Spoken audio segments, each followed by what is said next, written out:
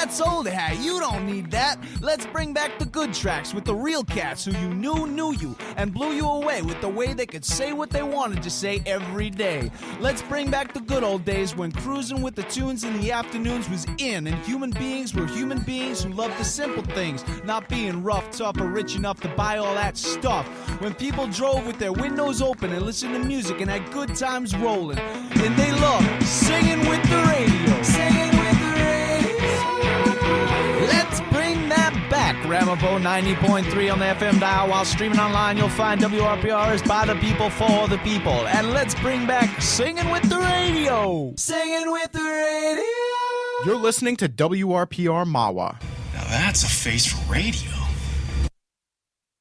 This is Jonathan Casillas from the New York Giants, and you're listening to Beast of the East on WRPR 90.3 FM.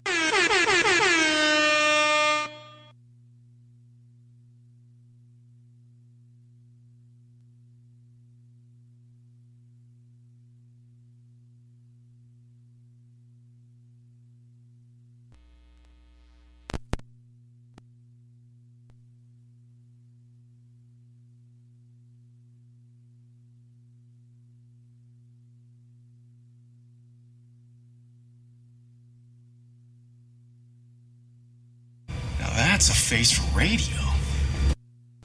Hey, this is Flea from the Red Hot Chili Peppers for RAD. I'm here to remind you that drunk drivers are still a major killer of young adults in this country. So always choose a designated driver, and remember, music lives, you should too. Getting born in the state of Mississippi, Papa was a copper and Mama was a hippie. A public service message brought to you by the U.S. Department of Transportation, RAD, the National Association of Broadcasters, and the Ad Council.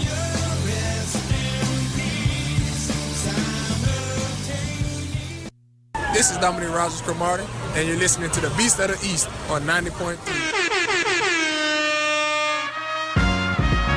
Thank you. Far too kind. Can I get an encore?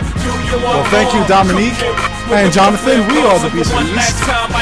Ryan Moik and Scott Thompson here with you on this Thursday, November 17th, 2016. And believe it or not, Scott, I actually had a pretty solid show set up. It was pretty slow today. Thursday, not a lot to talk about. Here's what I was going to do. I wanted to talk a little bit about the Knicks. I wanted to talk a little bit about Kevin Durant and Drake.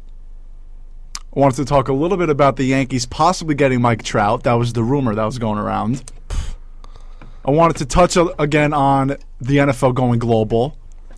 And possibly, if we had time, LeBron James being benched. Well, not benched, but taking rest. By the way, LeBron has not played in 20 games since his return to Cleveland. Do you know what the Cavs' record is in those 20 games? 2-18? 4-16. That was close. I actually said 10-10. I you thought it was so. Right? And then 4 and... Wow. But this is my thing. So I got back on FanDuel again because... Of course you did. What else do I do in my spare time? Right. But also, I found that LeBron is averaging like 49.1 FanDuel like fantasy points a night. That's stupid. That's literally stupid numbers. I mean, he is good. No, I know, but it's like you got to look at what he does. Who has the most? Probably Westbrook, right? Harden, actually. Oh, okay. Harden. I think Harden does. But yeah, LeBron has stupid numbers a night, at least 20+ points. But it's the other stuff he does, assists, blocks. Well, yeah.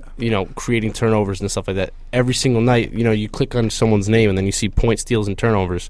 You click on his name, you see this number of blocks, this number of assists, points, everything else. It's crazy. So obviously, I wouldn't think it was that bad. I would think, I wouldn't say 2-18. I said that was just me being, stupid in a guess. I thought a real guess would be like 8-12, maybe. But really, 4-16. Yeah, that's tough. It was supposed to be a slow news day up until about 40 minutes ago, where the Yankees announced that they had traded Brian McCann to the Astros for 2 pitching prospects, and 30 seconds ago, the MLB just tweeted this. Astros reportedly agreed to a deal with Josh Reddick. So the Astros are making moves. You would think they would, especially, trying to get some veteran presence with all those young guys there. Oh, yeah, obviously. But this move with the Yankees, the rebuild is obviously continuing. But at this point, would you even call it a rebuild? And that was kind of my initial reaction. I look at the trade, and I said, whoa, they actually traded McCann. Because a lot of people said Brian McCann is the DH for the Yankees, flat out. If he wasn't going to be traded, Brian McCann was the designated hitter for the Yankees. Because he was under contract for another 2 years, possibly 3 years with the option, getting paid $17 million a year. Gary Sanchez solidified himself as the starting catcher for the Yankees last year. Plain and simple. That was it right there. He is catching. And they thought Brian McCann was going to be their DH, and I think that was the plan because considering McCann had a full no-trade clause. But my initial reaction to this trade is, okay. Fine. Absolutely. I looked at it. I saw you text me McCann traded. I was like, all right. Yeah. I was surprised. The name. I was surprised because now your DH is Aaron Judge. Or is it? I think it is. I don't think so. I think they're going to go out and sign someone. Aaron Judge is their right fielder. And I think Carlos Beltran is going to make a return to New York. I do. That's your guess? Yes, that is my guess. That is my guess. And it's either going to be him. The Yankees have been talking to a lot of people. They were talking to Kendrys Morales. They were talking to Rich Hill and a bunch of other arms. And I'm surprised that you're hearing about this too, because Brian Cashman is usually very silent around this time of year, especially at the winter meetings. You hear about every other team, and then out of nowhere, the Yankees sign this guy and this guy and this guy. But I don't mind this trade at all. You didn't really need a catcher. Obviously, a DH is a different story because McCann still has that power bat, but you needed pitching, so you went out. You gave a catcher to a team that needed a catcher. You take two top pitching prospects. Unfortunately, I don't like that. It's really prospects again. Yeah, I would have liked someone who's in the league for once. Someone else. I mean, I wouldn't like Friars for instance. Like I wouldn't mind him, but Yankees still looking at Jason Hamill too, supposedly. Yep. So we'll see what happens. But I don't mind this trade at all. Like you said, Gary Sanchez solidified himself as the starting catcher moving forward, and you didn't really need McCann. And it kind of seemed that the 30-plus-year-old is starting to fall off a little bit.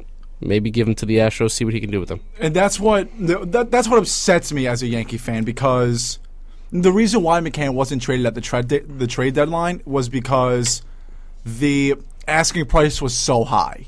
Gary Sanchez had not been called up yet. Sure, Brian McCann still did not have that great of a season last year, but the Yankees really wanted a lot for McCann. And I think Brian Cashman, talking with the Astros probably said, look, this guy is 32, 33 years old. We know he's not your catcher anymore, so we'll give you these two guys. And I think Brian Cashman, for the first time since this rebuild, settled. I think the Chapman trade, he won by a landslide. The Miller deal, he won by a landslide. At least early on, he win by a landslide. Beltran, easy win by a landslide, considering the fact that Beltran's probably not even going to be on Texas anymore, and considering the fact that the Yankees might re-sign Carlos Beltran.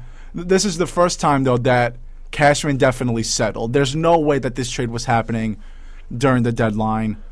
And I think if you are the Yankees, you had to ask yourself this question.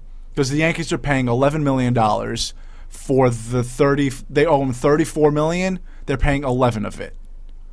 The Yankees have to ask themselves, do you want to pay Brian McCann $5.5 million a year to play against you 7 times a year? Or do you want to play this guy as your DH for $17 million a year?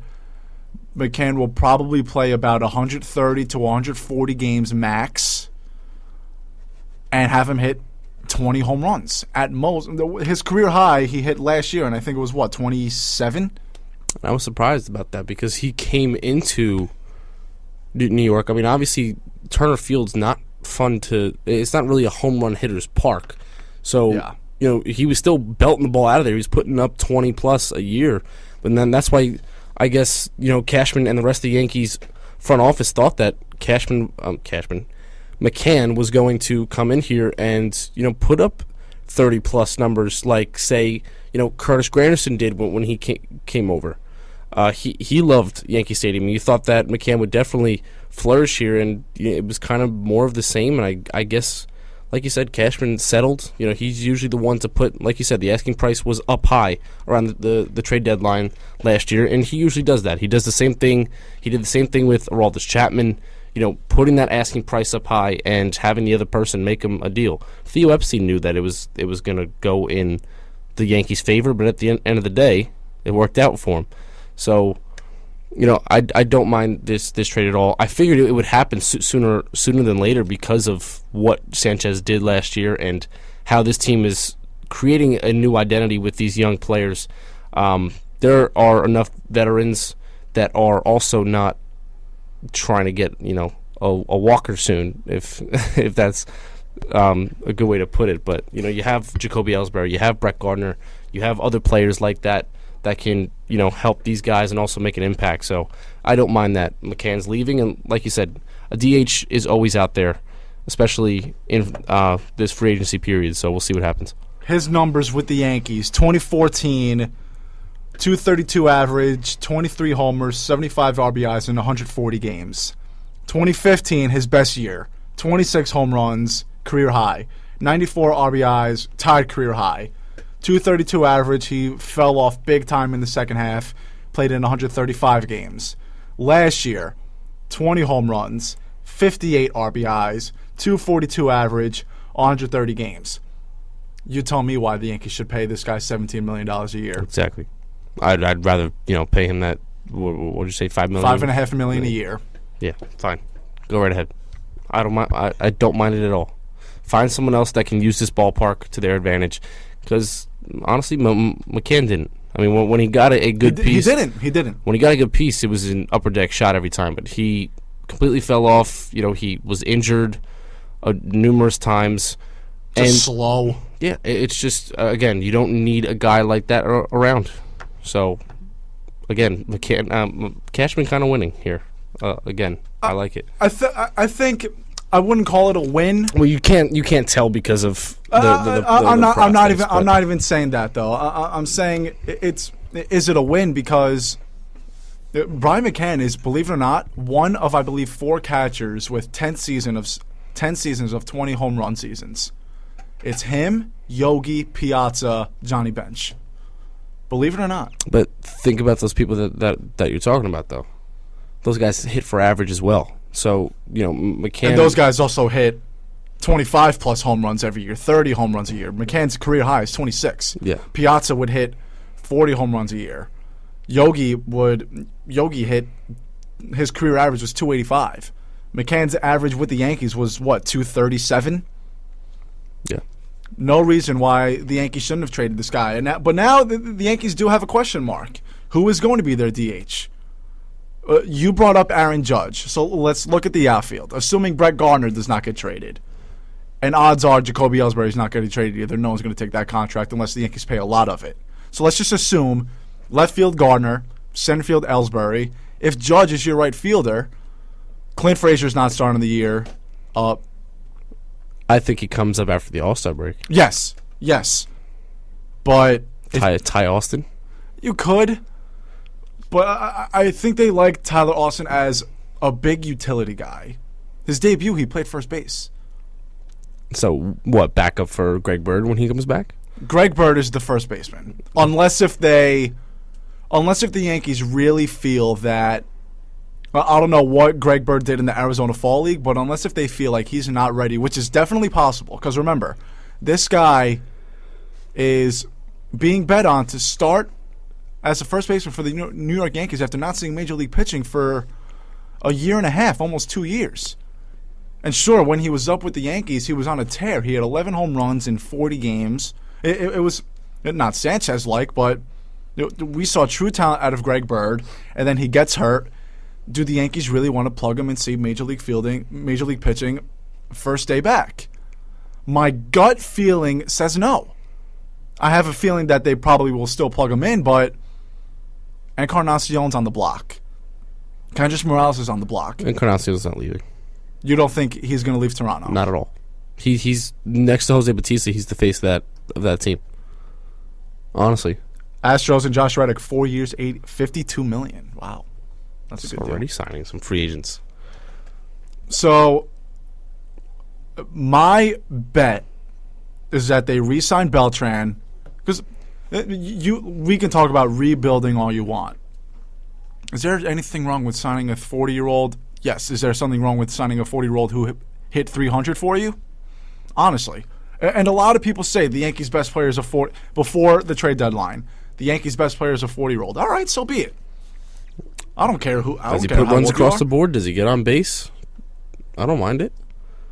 But again, you gotta weigh your options, though. Could it be a hit and miss? And a lot of times with players that old, it is one of those one-year wonders. But again, this is Carlos Beltran we're talking about. This isn't just some random guy. Carlos Beltran has been consistent throughout his career, and obviously it showed last year because it looked like he got his second wind. So I wouldn't mind signing him, but obviously I think Cashman's going to look at some other options. Like you said, Kendrys Morales can be a very good DH. He has been for the Angels, the Royals. He was with the Blue Jays last year too. I like Kendrys Morales because you can also back him up at first. If Bird isn't ready, you can start him at first. But then here's the thing about signing a veteran DH, though. That means that you are probably paying about $20 million for your DH because you're giving McCann $5.5 million a year when you could have just had McCann hit for $17 million. So maybe the Yankees want to avoid that because what is the point of signing a veteran DH when would Kendrys Morales be better than McCann? Yes. Would Beltran be better than McCann? Yes. But the question is, by how much? By how much better would these guys be? Very true. McCann, I think, Beltran, I think, would be a big improvement. Kendrys Morales, I don't think so. Encarnacion, maybe, but Encarnacion's probably going to want to play first base also, which is very possible. But in terms of DH, are you really going to pay $15 million when you're already paying some guy over $5 million? Then you're paying $20.5 million to your DH. That has to come into play too if you're Brian Cashman in the Yankees. So maybe they do go Aaron Judge DH. Maybe Aaron Judge doesn't even start because Aaron Judge struck out half the time he was up. He's going to start. I think he will too. Yeah, but he's going to start. I think he will start too because this guy is raw power.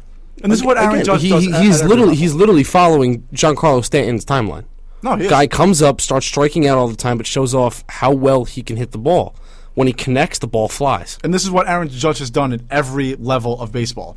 AAA, he struggled at AAA, and every Yankee fan was devastated that Aaron Judge wasn't going to be the guy that everyone thought he was. Then what happened? Then he went off. So no matter, you just got to find his sea legs, and that's exactly what Stanton did. And I mean, I'm not going to compare him just yet, but give him a full year under his belt, not just a time when he comes up and he's nervous. You're in one of the most hectic stadiums, to play in. Yankee Stadium alone, when you walk in, you get chills, and we're fans. At least you used to. At least you will, yeah. But when you step on that diamond, that feeling is definitely still there. And when you put on those pinstripes, it's a completely different story. We saw what kind of power he has. We saw the kind of athlete that he is as well, playing the field. He can get the ball. He has range. I think he's definitely going to start, and you just got to kind of work him through. You just got to guide him along, let him mess up, and let him figure it out.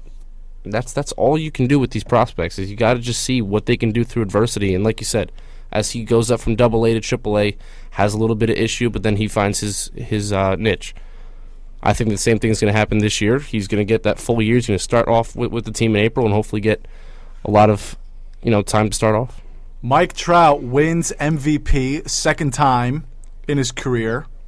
What does it say? Fifth position player to win 2 MVPs before the age of 25. Wow. And we'll talk about Mike Trout soon because there was a little rumor going around yesterday saying that the Yankees were the number one trade target for Mike Trout. Mike Trout's not getting traded. I believe that he's the number one target, that the Yankees are the number one target, but we'll talk about that soon. But sticking with the McCann deal, let's go over, well, actually 3 things.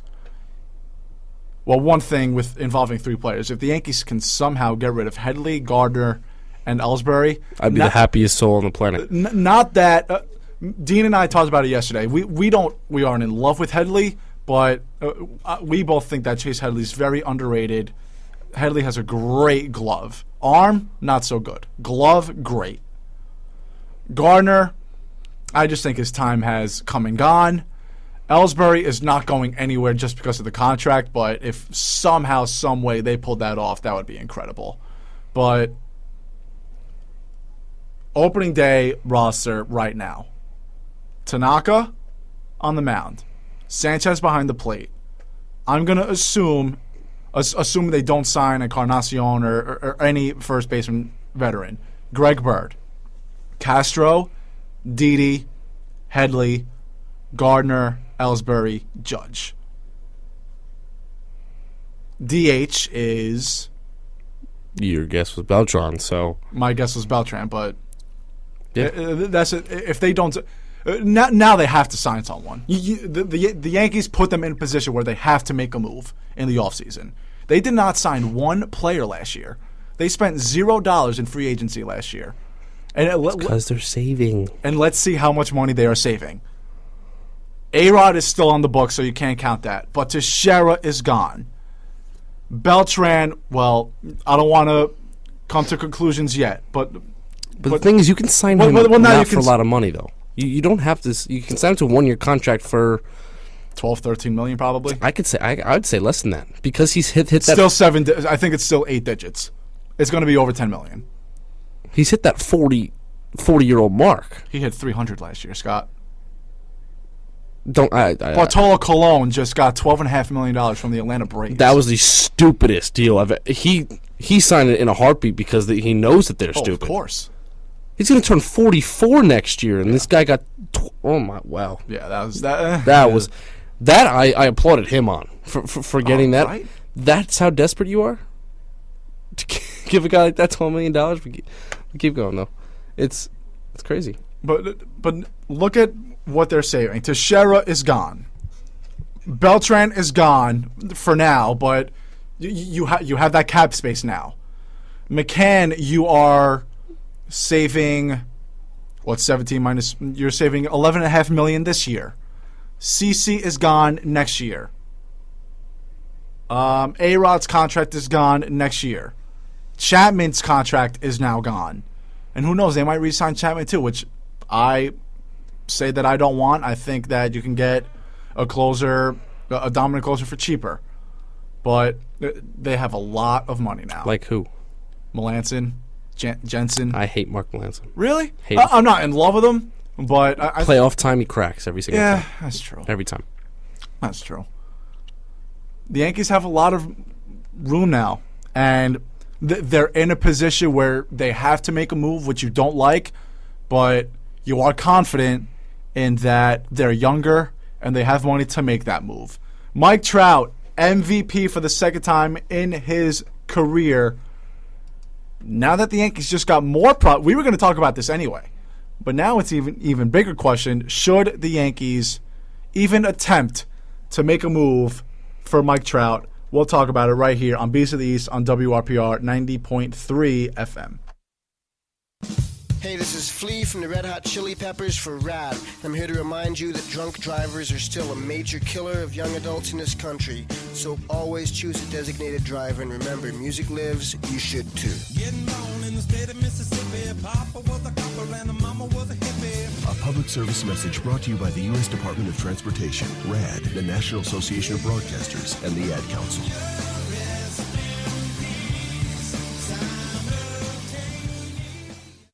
Champion, realize Shaq's mechanism. Hi,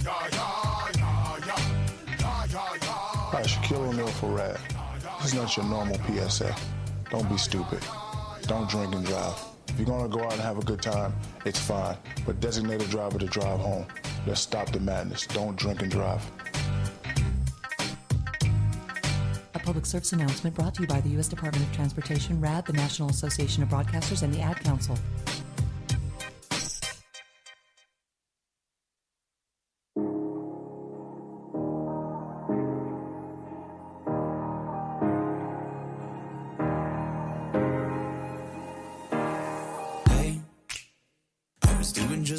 before I met you. I drink too much and that's Beast of the East on WRPR 90.3 FM, Ramapo College Radio. Tell your friends it was nice to meet them. But by the way, something that I forgot to mention. When Derek Jeter came off the field in Fenway Park after his final at bat, Brian McCann pinch ran for him. Why else would Brian McCann pinch run for someone? That was probably the first time he ever pinch ran for someone. I have no clue. I think they were passing down the torch. Brian McCann, I'll say it, Brian McCann was my favorite Yankee. After Jeter retired, Brian McCann was my favorite player on the Yankees. From 2015 and 2016, Brian McCann was my favorite player. I will never have a favorite Yankee until Bryce Harper steps on the field. I'm not even kidding. You don't have a favorite right now? I don't. You don't have a favorite Yankee? Didi maybe. Didi? Okay. Didi might be my favorite right now. And Tanaka because he's always smiling. Tanaka is one of the most fierce athletes. He's so emotional. Well, not emotional. He's the most passionate person on the Yankees. Him and McCann were unreal. If Tanaka misses a pitch, he flips out. He flips out. Because he knows he's God. First of all, he was God back in Japan. He had a 1.27 ERA. Oh, stupid. It's great because you see the amount of... He came in 4th place in AL Cy Young, I think. Oh, no, 6th place, I think. Not bad, considering the season he had. He finished higher than Syndergaard, actually. In their respective leagues voting? Only because Syndergaard had that little stretch where he couldn't find the plate. Yeah. With his other stuff, so he was getting hit hard. Tanaka was also an ERA leader for a little while, too. I think the last day of the season, he lost it. I just hope that he can fully recover, because last year it didn't seem that he had his full strength back. He's still not throwing hard. No. He hit his spots perfectly fine. That's normal. You don't need to throw hard to hit spots. He used to be able to throw 94, 95. Now he's at consistent 91, 92. He'll hit occasional 94 if he's really feeling himself, but his splitter is still one of the best pitches in baseball. The splitter is the best pitch in baseball, which is why I hope Jer's Familia can get out of this whole predicament that he's in, which I don't think he is, but... he's going to be suspended for a while. We can talk about that another day, but he's got one of the best splitters in the game. He's going to be suspended for a while. I'd say at least 40, 50 games. Yeah, I would say half a season. Honestly, I think that's realistic. I think half a season. That's realistic. They said the update yesterday. He was drunk and apparently he was going insane. Yeah. So if Aroldis Chapman got the suspension that he got, and this is worse for charges getting dropped. Yes, this is worse. So I would say at least half a game. This is up to the likings of Jose Reyes, and Jose Reyes was gone about 50 games. Yeah, that's tough. I'd take that. That's tough. Stinks. But Mike Trout, MVP once again. He's been top 2 in every year? He's just the entire team. That's why I feel so bad for him playing for the Angels. There's literally not one person around him. And you know what's even worse? The fact that they have the worst farm system in the league. They won 78 games last year. They've made the postseason once since he's been there. And they have the worst farm system in the league. So that begs the question, should the Angels... Well, if you're the Angels, do you consider it trading Mike Trout? You have to. You just for the perfect package, you have to. You have to because, like you said, they have the worst farm system in the MLB, and every single franchise in America is all about longevity, especially ones. Actually, I don't want to say every single one because look at the Cowboys now. Well, but for instance, that's all drafts though. That's all picking.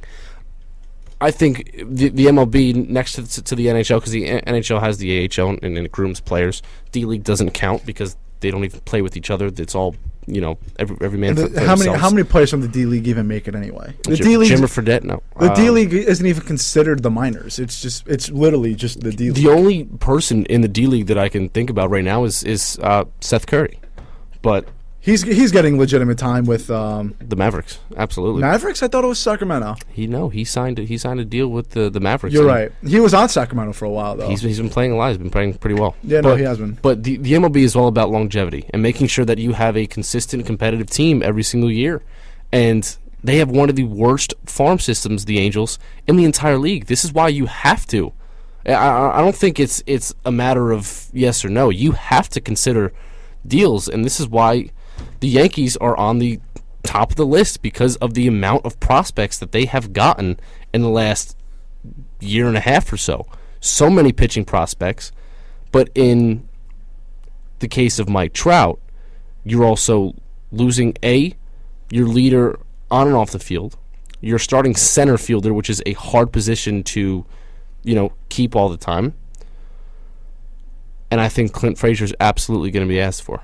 And the best player in the major leagues. Exactly. So I think a guy that can be your starting right fielder and have Aaron Judge move to DH.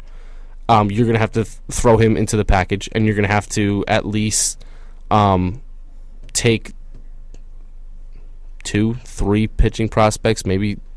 Let's go over it. Okay.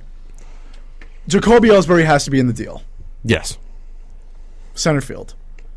They will probably ask for Clint Frazier. Who's their shortstop?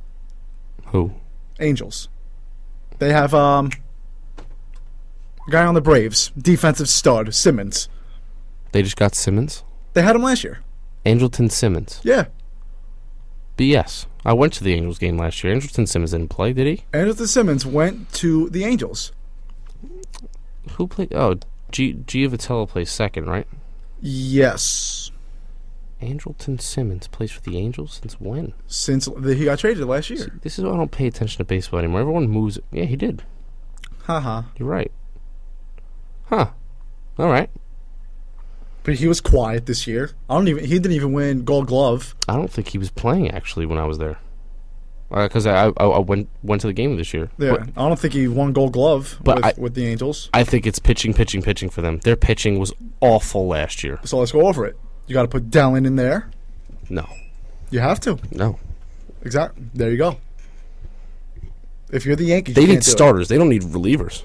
I just think they have guys that cannot even go 5 innings. I get that, but if you're the Angels, you're going to ask for the 24-year-old one of the best relievers in baseball. You have to ask for it. And then you're going to ask for Sheffield, probably, that Justice Sheffield guy. You're going to ask for a whole bunch of people. And if you're the Yankees, let's look at the teams.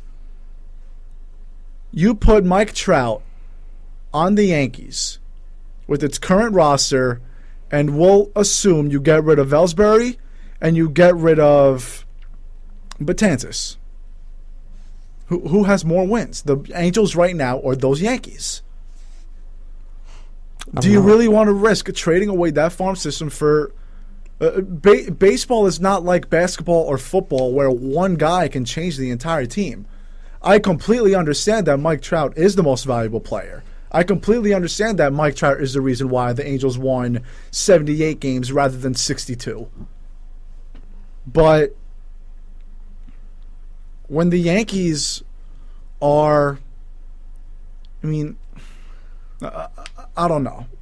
I don't know. I just think it's just a bad idea. No. I just don't think that. That's why I hate rumors. I hate the rumors because when you really look at it from how we're looking at it right now, it just makes no sense. Let's just go over the simple fact that if the Yankees had Mike Trout right now, are they better than the Blue Jays? No. Are they better than the Indians?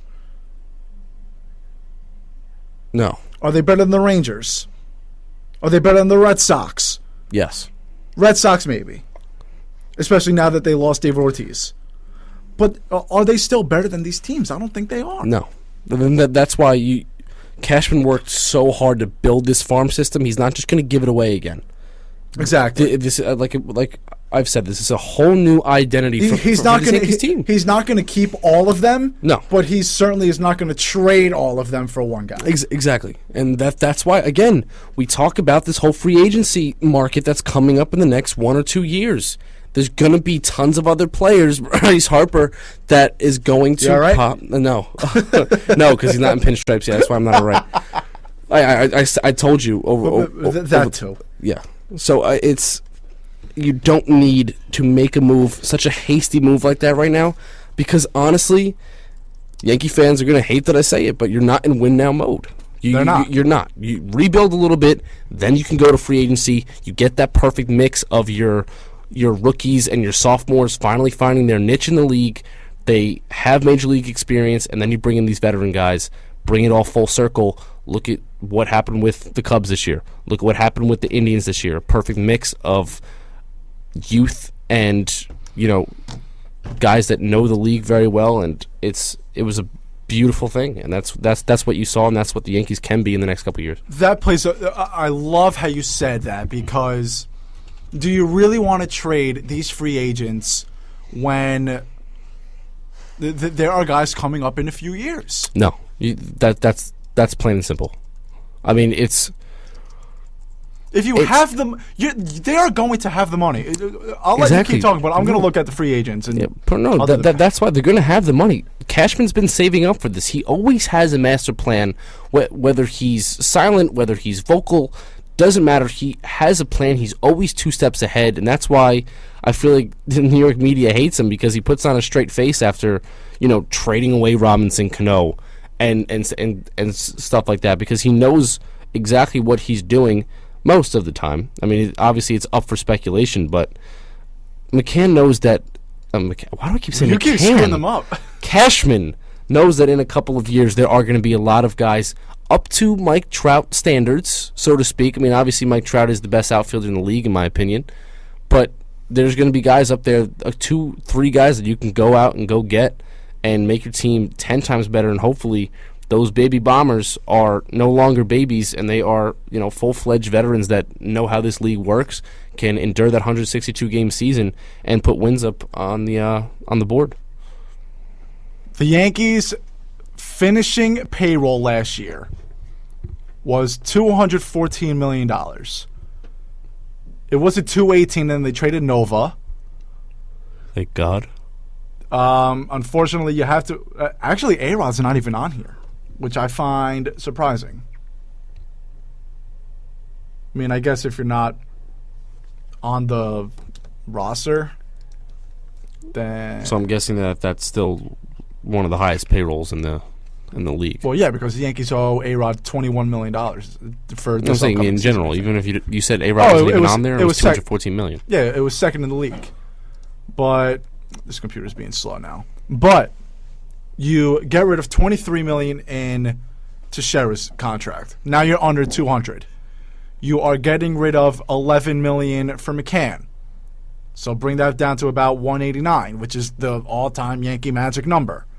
CC, you're getting rid of another 20-something million next year. So now you're down to about $165. What else do you have? CC's gone. A-Rod is going to be gone after next year. So now you're down to about $130. This is all, of course, assuming that they don't sign anyone. But in a calendar year, they're saving almost $100 million. And then Headley's gone. And then Gardner's gone. You're saving another $30-something million from that. And then take into account that they'll probably sign a pitcher or so to a loan deal. I would love to sign Jason Hamill. But, like you said, so much money, and that's why, like we said, guys like Bryce Harper are going to get a blank check. It's inevitable. And when 2017, 2018 comes, every single team in the league is going to hate the Yankees, because Cashman's going to walk into the winter meetings holding a checkbook and is going to ask for the top prospects, top guys in free agency, and he's going to sign them all. Not all of them, hopefully. New York Yankees by year. This is not including Alex Rodriguez. I think this is not including Alex Rodriguez. Oh, no, it is including Alex Rodriguez. Wait, well, this also has Beltran on it. Beltran, not Beltran. It is Beltran. He says Beltran. I say Beltran. But he says Beltran. Oh, yeah, I say Have we had this argument before? No. I thought it was Beltran. I go by how they pronounce their names. I go how my dad says names. Okay. Carlos Beltran. That's what he always says. Carlos Carlos. Beltran. I am 12. Why is this computer being so slow? Anyway. No. This stinks. Doesn't matter. You don't have to look up the entire math part of it. No, but I just want to know what I'm getting at here. Essentially, the Yankees are saving a lot of money. So, why are you going to pay Mike Trout $20-something million now when you can just hold on to it, save it, and get it later on with guys like possibly Machado, possibly Harper, possibly Harvey if he figures out himself, possibly just about anyone. Have you seen that 2018 free agency list? There's tons of people on it. Tons of people. So why are you going to get rid of these young guys, these young studs that you have, and you don't want to say blow the future because actually, you can, because if you trade these prospects, you're going to get veterans in return, and you're going to have to pay them. And then you're not going to have the money to pay for the guys in a couple of years. Yeah. All right, so here we go. Tell me what the Yankees you think will need in 2018. 2017, 2018. What, position-wise, you mean? Yeah, so who would be gone? You said Chase Headley would be gone, Let's right? do the math. They will need a third baseman. Todd Frazier, Brett Lowry. Eduardo Nunez is back. Johnny Peralta, he'll be too old. But Todd Frazier, Brett Lowry, done. Escobar's still out there, too. They're going to need a left fielder because Brett Garner will be gone. Let's look at... They're going to need outfield in general because Ellsbury is going to be 35 years old by the time that year comes, and then they'll be paying him $20 million. It's a 35-year-old This is guy outfielders, and he can't play now. Outfielders in general. Michael Brantley, Melky Cabrera. You don't want Granderson back. Justin Upton. Lorenzo Cain. Gerard Dyson, Ben Revere, Andre Ethier, and then JD eventually Martinez. You get to the point where you're at Harper. And then you get to the point where you're at Harper. You were at the point where you got Cespedes, but he just This is 2017, 2018. Oh, okay. So this says upon the completion of the 2017 season. So this is after this year. Harper's next year, correct? Harper is a free agent after the 2018 regular season. After the 2018 season? Yes. So the Yankees have to get him in 2019 then.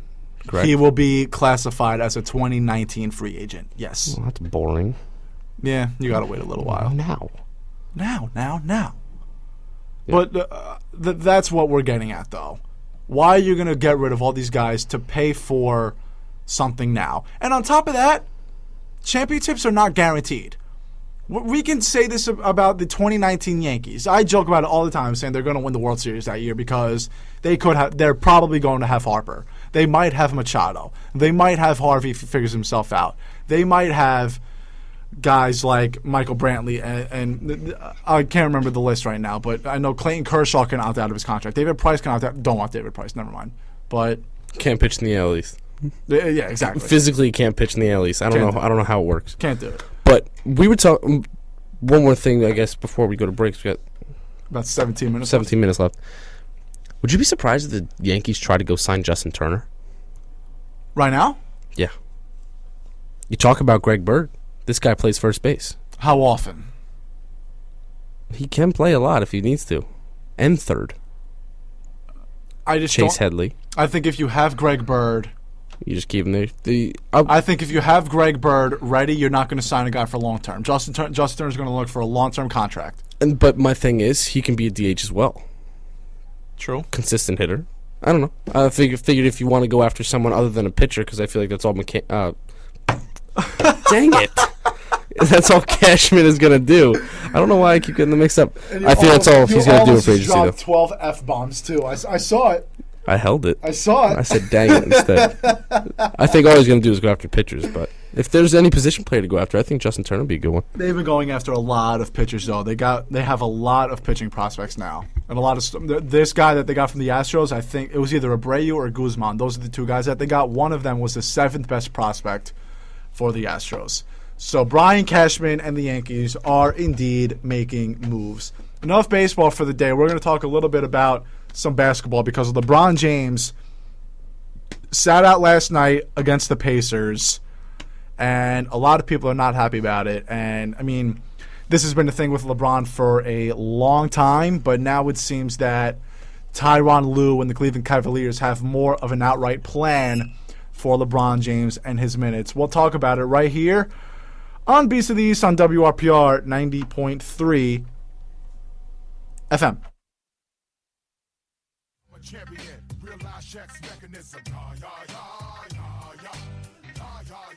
All right, Shaquille O'Neal for Rad. This is not your normal PSA. Don't be stupid. Don't drink and drive. If you're going to go out and have a good time, it's fine. But designate a driver to drive home. Let's stop the madness. Don't drink and drive. A public service announcement brought to you by the U.S. Department of Transportation, RAD, the National Association of Broadcasters, and the Ad Council.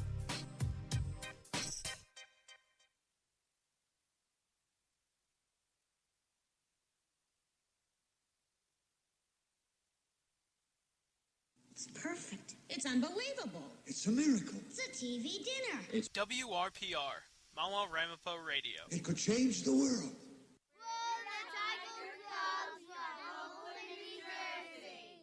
Listening to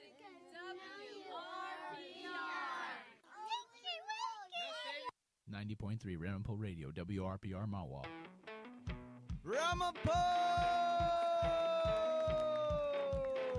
Are you sick of DJs who get paid to get songs played off a set list that exists in the money-filled fists of the fat cat? That's old hat. You don't need that. Let's bring back the good tracks with the real cats who you knew you, and blew you away with the way they could say what they wanted to say every day. Let's bring back the good old days when cruising with the tunes in the afternoons was in, and human beings were human beings who loved the simple things, not being rough, tough, or rich enough to buy all that stuff. When people drove with their windows open and listened to music and had good times rolling, and they loved singing with the radio. Singing with the radio. Let's bring that back. Ramapo 90.3 on the FM dial. While streaming online, you'll find WRPR is by the people for the people. And let's bring back singing with the radio. Singing with the radio. Spend a day to get my mind blown. Dress it up and go to Nassau. 200 miles on the dash. Gotta roll a pound up a gas. Switching lanes in the grand. 6:47, the clock has struck. Lucky 13 minutes left.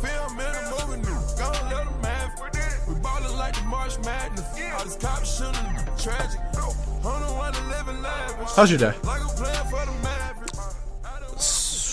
Productive is a good word to put. I did a lot today. What did you do? Just a lot of work. Just getting stuff done before Thanksgiving so I don't have to think about it. Smart. So I can go on with my weekend next week and just figure that out. Speaking of Thanksgiving, I heard that you guys are making new Turkey Bowl teams. We are? That's what Mike said. That's news to me. They are completely unfair. I wish he was here. He said he was supposed to come. Me and George literally looked at them yesterday, and they were completely unfair. Apparently, I have 5 kids at the age of 18 and under on my team. Mike doesn't mean to do it when he makes it. He doesn't. I've watched him try to figure it out. He doesn't mean to do it, but he inadvertently takes the better of those younger players and puts them on his team. Inadvertently. I don't think he does it on purpose. Because he actually tries to sit down and mix them up. I think a lot of people are complaining that Mike M and Mike are on the same team. I don't care about that. What's 2 people going to do? I'm talking the team as a whole. Who knows? I just think it makes sense. You guys are apparently making new teams. I think it makes sense to just draft them or have captains, have the quarterbacks pick. That's what just pick. Just pick. We've never had a complaint in our Turkey Bowl. That's why last year was bad. Last year you guys had 3 my Turkey team Bowls in got one. creamed. You were there. Oh yeah, I was reffing. You guys just didn't help that. Picked random. Didn't help. Our quarterback was incapable of throwing a ball past 20 yards. Chris Bryant, MVP. Yeah, I like it. Who was it? It was him. Corey Seager was up there. Corey Seager and I forget. Who knows? Who cares? I like that, though. I like it a lot. He was my pick. So, speaking of MVPs, LeBron James sat the second day of a back-to-back last night against the Pacers. And a lot of people take offense to it. And Greg Popovich has gotten a lot of heat for it for sitting Duncan and the entire Big Four. I don't know how I feel about it, because when I go to a basketball game, I don't have a favorite team. I don't either. So if I were to go to a Nets and Cavs game, I mean, if I were to have a favorite team, it would probably be the Nets. But let's say I bought tickets to a Nets and Cavs game. I'm going for LeBron. I'm not going to watch a basketball game. I would buy that ticket to see LeBron. Now, if you're a Cavalier fan, I don't think you have a right to complain. Unless if you are first game, you fly from somewhere to watch the game, blah, blah, blah. But I see a lot of Cleveland Cavalier fans say, oh, I paid so much money for this ticket. Why isn't LeBron playing? The ticket doesn't say LeBron James is playing. The ticket says team versus team. Nets versus Cavs. Knicks versus Cavs. There's never a guarantee. I mean, but you're still saying that if you're not a Cavs fan, you should be upset. I think if you're not a Cavs fan and you're buying a ticket to see one player, you have a right to be upset, but you always have to have in the back of your mind that it is a possibility. I remember Jeter's last game, because Jeter was treated like a catcher in his last year. He didn't play a lot on day games after night games, and Melissa's sister bought a ticket to a Saturday afternoon game, and she said, this is probably the only Yankee game I'm going to go to in the year, and I might not see Derek Jeter.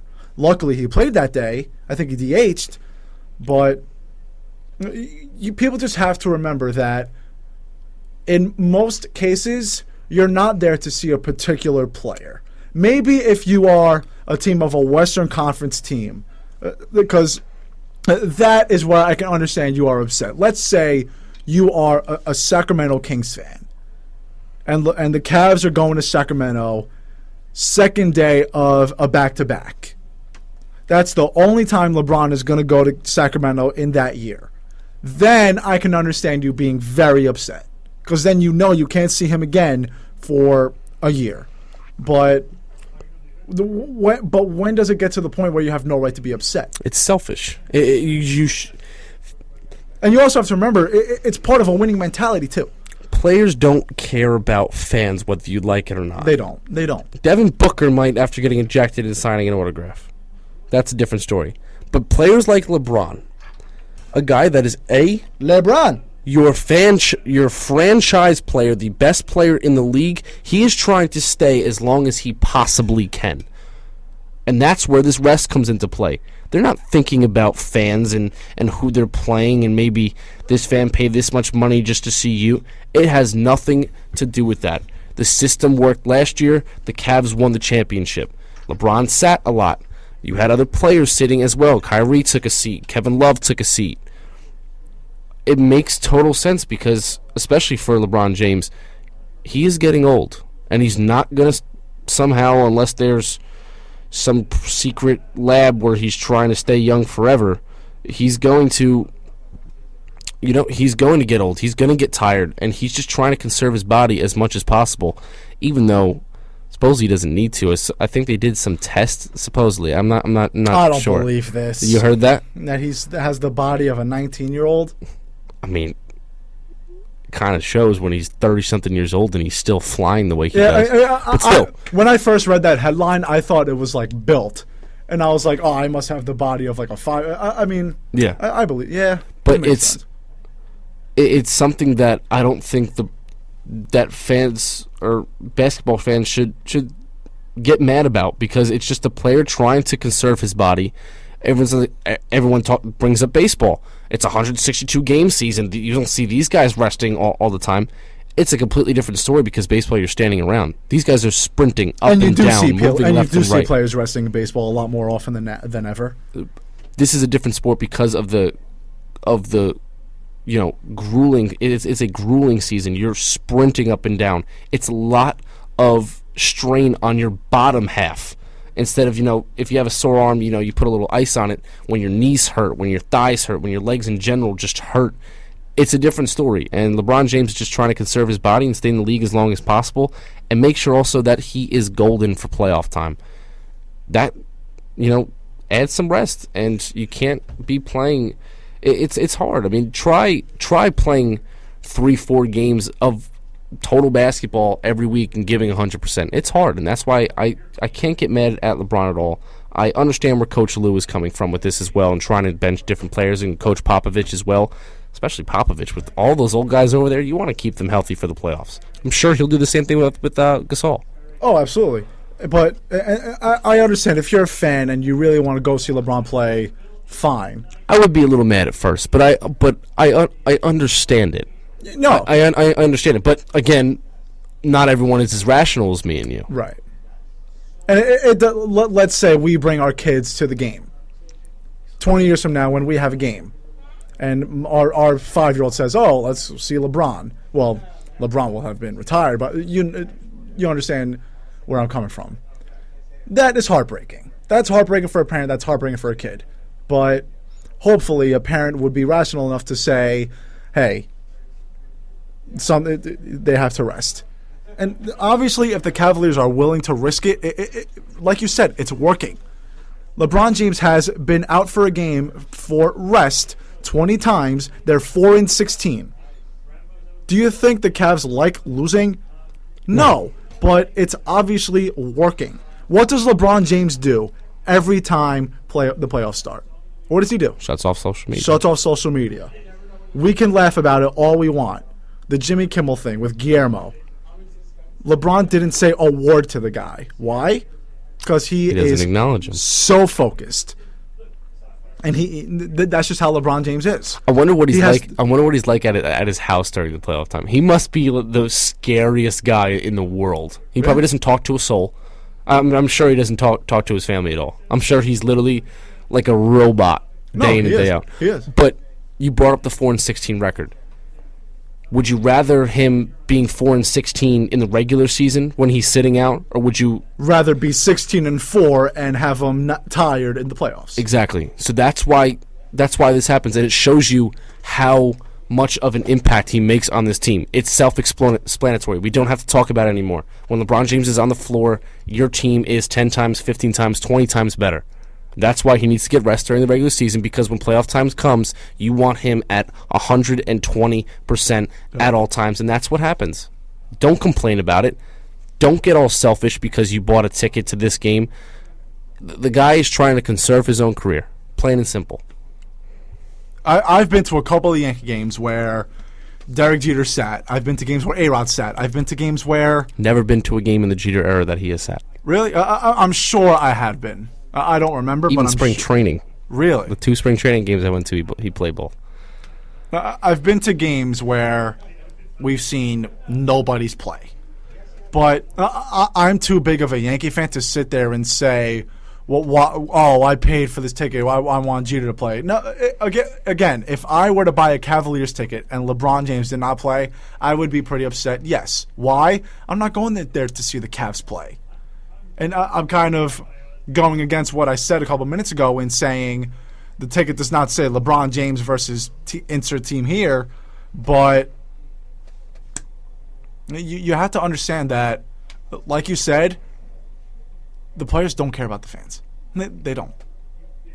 At least I shouldn't say that. No. It does. Outside of the court and everything, it makes complete sense. Obviously, they care about the fans, but on the court, when it comes to minutes, when it comes to them performing their craft, they don't care about fans one bit. You've seen players yell at fans. Their number one priority is to win. Make their money, win. Exactly. Fans are not the bottom of the totem pole, but... That's why I'm starting to really, really like the NBA. I don't have a team because I really like watching all these games. Like, I can't pick a favorite. LeBron's my favorite. I just root for the Cavs because I love LeBron, But seriously, I understand you're upset you're missing your favorite athlete play, but if you're a diehard fan of the team, come on. If you're a diehard fan who goes to 5 games a year, come on. If you buy the ticket to see the player play, I get it, because I've been there too. I bought a Nets and Heat ticket, It was the second game of a back-to-back. And I was there just saying, please have LeBron play. He dropped 25 in the first quarter and then played 10 minutes the rest of the game. I went to a Knicks game, didn't see Melo. My only basketball game I've ever been to, I didn't see Melo. I saw the Cavs play. I saw Knicks Cavs courtside the year before LeBron went back there. Kyrie didn't play. Kyrie was also hurt. I got to see DeMar DeRozan miss a 360 dunk. Oh, yeah. He back-rimmed it. I remember that. Don't complain now because you won't be complaining in the playoffs, plain and simple. That's why you can't complain about these stars taking rest. Beast of the East, WRPR 90.3 FM. That's all the time we have for tonight. The clock has hit 7. Stay tuned for Off Topic with Rainey Zelia and Steve Spanup. Scott and I will be back here tomorrow right here on WRPR 90.3 FM. It is not goodbye. To see you later. So long and take care, everybody.